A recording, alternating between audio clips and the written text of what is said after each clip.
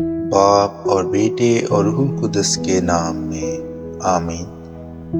بس ہم اس آرام میں داخل ہونے کی ہر ممکن کوشش کریں۔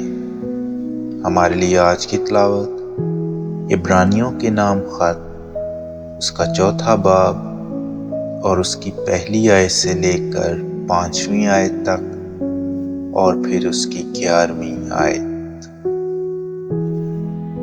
بس جب کہ اس کے آرام میں داخل ہونے کا وعدہ باقی ہے تو ہمیں ڈرنا چاہیے، ایسا نہ ہو کہ تم میں سے کوئی پسماندہ پایا جائے، کیونکہ ہمیں بھی انہی کی طرح خوشخبری دی گئی ہے، لیکن انہوں نے کلام سننے سے فائدہ نہ اٹھایا، اس لیے کہ ان سننے والوں میں اس کے ساتھ ایمان شامل نہ تھا۔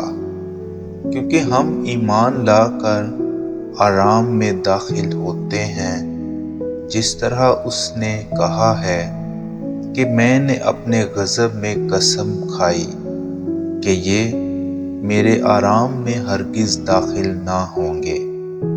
اگرچہ دنیا کی تکوین کے وقت اس کے کام ہو چکے تھے، اس نے 7ویں دن کے بارے میں کہیں یوں فرمایا ہے کہ اور خدا نے 7ویں دن اپنے سب کاموں سے آرام کیا۔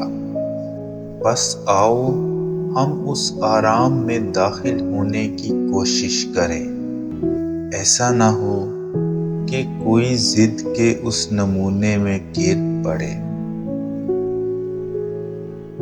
پاک کلام کے پڑھے اور سنے جانے پر خدا کی برکت ہو۔